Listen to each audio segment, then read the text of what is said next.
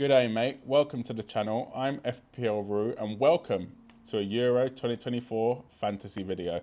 So FPL season is done, we've moved on, it's now time for Euro 2024 fantasy, and in this video, this is going to be a video you're going to have to watch if you're going to be playing the game. It's a how to play. I'm going to go through the scoring, the transfers, the chips, my mini league, some of the basics that you need to be able to win your mini leagues and climb up the ranks when you are playing this game.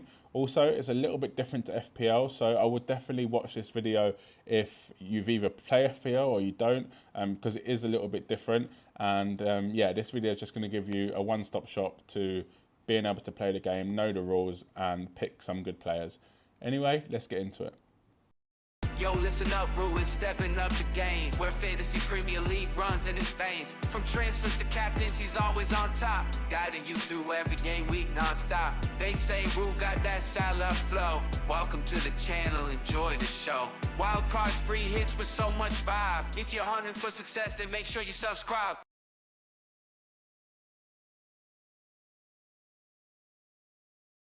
So before we do get into the video, if you are new to the channel, hit that subscribe button, completely free.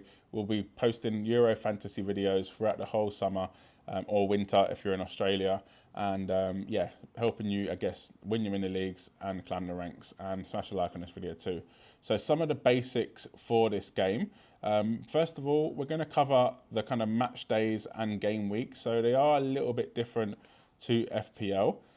So within this, I guess, in this game, they are 7 match days, and they're kind of equivalent to game weeks. So if you do play FPL or other fantasy games, and these kind of correspond into 3 different rounds, and kind of correspond with the 3 different group games, and so on to the round of 16, the quarterfinals, semi-finals, and so on. Like FPL, you do end up picking a full squad of players for 100 million euros, but until the knockout stages, this stays at that price, but it does rise until 105 million euros from the knockout stages onwards. And just like FPL, 2 goalkeepers, 5 defenders, 5 midfielders, 3 forwards. You can't pick players from the same team, maximum 3 from the group stage, but as you progress into the tournament, you get to pick more players. So quarterfinals, max 4, round of 16, max 4, quarterfinals max 5, semi-finals max 6, and final max 8. So for the final, really you should have a team of finalists if you've planned well. Obviously, when it comes to that, sometimes that might not be the case, but overall, these are the absolute basics you need to know for the game. And the next videos will teach you how you can make the best at the game and hopefully win your mini leagues. Let's get on to it. So in this next section, we're going to be going through the captains and subs. So a big part of the game.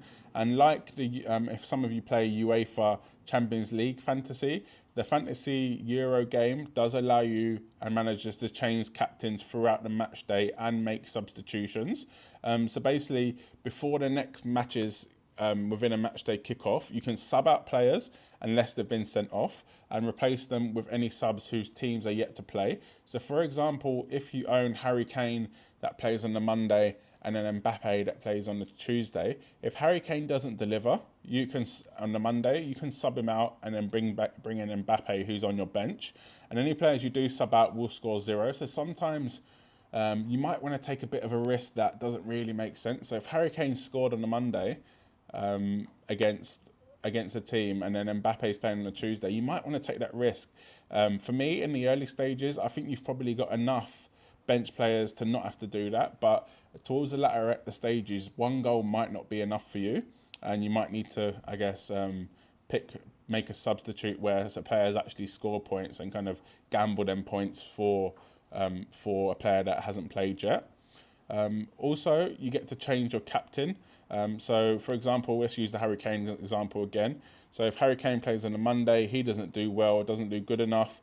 This is probably a little bit more as to what I've been saying. So a captaincy choice, obviously you want the highest points possible from a player in your team. If Harry Kane gets 1 goal, you might not be happy with that. You might think, I think Mbappe might do better on the Tuesday, and then you can swap your captaincy to Mbappe. But again, you're risking Harry Kane's points. For me, normally what the rule I go by is if they get 2 attacking returns, I leave the captaincy on them. If not, then I probably risk it because especially if there's good players left to play. And with that, you can actually try and maximise your captain and pick a player that will get the most points, and in turn that will double points for your captain's score. But that is probably the main things you need to know for captains and subs. Next, we'll move on to transfers. So yeah, like I said, now we're on to transfers. So we'll go through how many transfers we get for free at every stage of the game. So before the tournament starts, it's unlimited. Make as many transfers as you want. So don't be, I guess, stressed about picking your perfect team right off the bat, because you can go in before the tournament starts and make unlimited transfers. During the group stage, you get 2 per match day. So a match day finishes once every team has played 1 game. So after that, they're basically you can have 2 transfers per match day. Also, if you want to make an additional transfer, whether that be in a group stage, in the quarterfinal, semi-final, before the final, that is an additional 4 points, just like FPL. But yeah, once you get to the group stage, you're two per match day, and then before the round of 16, so once the group stage is finished and before the round of 16 starts, you get unlimited transfers. So you kind of get a new wild card. So don't stress too much about maybe players getting knocked out at the group stage, because you'll be able to take them out no problem. But I guess if they're getting knocked out, do you really want their players? Probably not. Before the quarterfinals, you get 3 transfers. Before the semi-finals, you get 4, and before the final, you get 5. So with this, you do need to pick players that are not going to be getting knocked out. So one strategy is to maybe split your team of players that are playing from all the quarterfinals, semi-finals, etc. That so if one team does go out, you've kind of got enough transfer to manage that. Or another strategy could be to end up going for a large majority of teams that you think will win that quarterfinal, semi-final, etc., and kind of risk it and bank on that team doing well. There are a couple strategies to depend on, and I think that matters who's actually in the semi-final or the quarterfinal or the round of 16. So we'll get to that when the tournament does start. Also, you'll only be able to carry 1 transfer forward to the next match day. So for example, if you get 2 transfers a match day, if you only use 1, then you'll get 3 transfers the next match day. But you can't stockpile any more than that. And you can't stockpile for several rounds. So really, you should probably use your transfers every match day. Also, with stuff like player prices, they stay the same until match day 2, so there's no need to stress, first of all, about player prices, as they'll kind of be adjusted on that and their performance in game. So it's unlike FPL. FPL kind of goes on people buying them, but with this game, it goes on their performance. So I guess the players that are done well are going to go up in price. So that's one thing to take into consideration. Let's get on to the scoring points. How do you score points?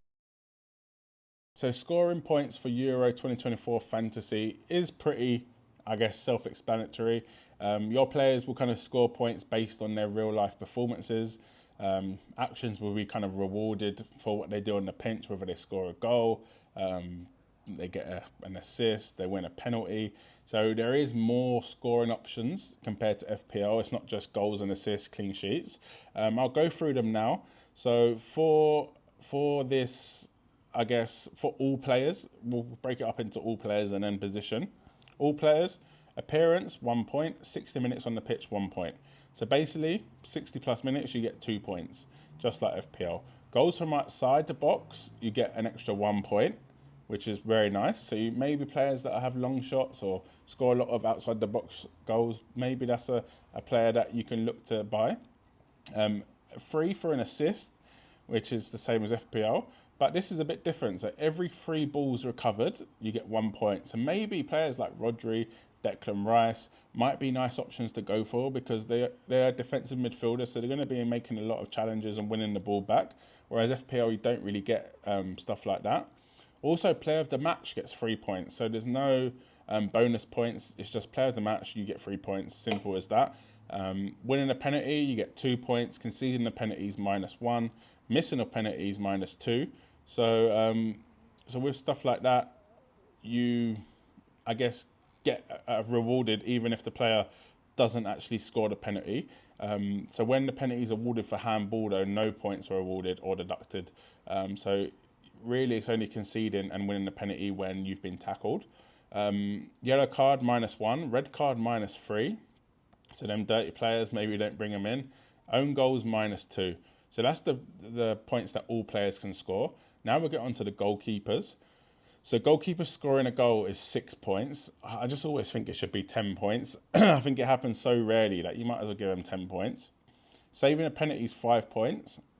Clean sheet is 4 points. Every 3 saves is 1 point. Every 2 goals conceded is 1 point. So very, very similar to FPL. Defenders scoring a goal is 6 points. Clean sheet is 4 points. And every goal conceded is -1 point. Midfielders scoring a goal is 5 points. Clean sheet is 1 point. And then forwards scoring a goal is 4 points. So technically, defenders, you can get more points with defenders, but obviously they're less likely to be scoring goals. But maybe it's worth keeping an eye on some goal scoring defenders, and potentially even defenders that are out of position, maybe playing in midfield, playing up front, because they can get tackle points, they can get assists, they can get goals, and they can still get clean sheet. But overall, that is pretty standard scoring. But you obviously have the factor that you can get points for tackles, which is a massive, massive difference in this game. So maybe even someone that is, I guess, attacking or a number 10, but he loves recovering the ball from high in the pitch. A team that presses high could be, their number 10 could be a good player to go for. Someone that also scores from outside the box could be a good player to go for. Anyway, we'll move on to the next part of the video where we'll talk about chips. So a very exciting part of any fantasy game. So now we'll get on to, I guess, the most fun part of playing any fantasy game. It is the chips. So with this game, you do get 2. So you get a wild card, which is, again, very similar to other fantasy games. It's a chance to change your whole team, as many chances as you like, and but it can only use once throughout the whole, I guess, tournament. Once you played it, and it can't be cancelled. So if you're hitting that button, please make sure you do want to hit it. Also, one thing to consider is we get unlimited chips before the tournament. We get unlimited chips before the round of 16. So some would say that you could use it maybe for the final and kind of have unlimited players. You could use it for the semi-final and kind of bank on one team. There's so many different strategies, and we will go into that and in another video. For now, I just want to explain how it all works and potential strategies. Also get a limitless chip, which is a chip I really do like. It's basically like a free hit if you do play FPL. So it gives you the chance to change your whole squad, but only for one match day only. You get unlimited free transfers for that one match day. No budget restrictions as well, which is absolutely massive. So if there's basically a team or a few teams that have some really good fixtures and maybe you can't afford them normally, for example, if France, Germany, England, Portugal have really, really great fixtures in one match day, then you can bring in Mbappe, Musiala, Kane, Ronaldo if you want, Bernardo Silva, Bruno Fernandes, and you can fit them all in your team and really, really focus on maybe a core of teams that are I guess the bigger teams and the teams with the best players and the most expensive players. Once the match day is finished, though, your squad will return to how it was before you played the limitless chip. This chip can only be used once as well, and once you've played it, it can't be cancelled. So a very, very important chip. Normally, it is used in the group stage, maybe in the group stage, match day 2 or match day 3. So you start off with match day 1, then maybe there's a few tough fixtures in match day 2 or 3. So you want to play that chip and maybe get in some teams that have really good fixtures. There's so many different ways and different strategies. At the minute, though, I just want to explain to you what they are. Like I said, you only get 1 for limitless, 1 wild card. You get unlimited chances for both, but limitless does get you unlimited budget, and limitless does reset your team after you use that. Overall, some really, really exciting chips, and I really do love the limitless chips. And I think there's so many ways you can actually use that chip. Like I said, game week 2, game week 3. If you go game week 3, really before the tournament starts, you only really need to set up a team for 2 game weeks, because you play for 2 game weeks, play the limitless, then you've got unlimited transfers for round of 16. So there's so many ways to use it, but for now, this is what they are, and we'll move on to the next part of the video. So thanks everyone for watching this video. And before you do go, join my mini league. This code is on the screen now. So C3, lowercase z, UJE, all capitals. I will leave a link in the description as well below, just so you can just click the link and join. Also, in this league, if you do win the league, I will give you one of these hats. So a little bit of a prize that I can give away for one lucky winner of the league. So you might as well join. It's completely free, and we can go up against each other and we can see each other's teams and have a bit of banter in the comment section as well. Thanks for watching. Subscribe to the channel for more content on Euro 2024 fantasy and smash a like on this video. Good luck.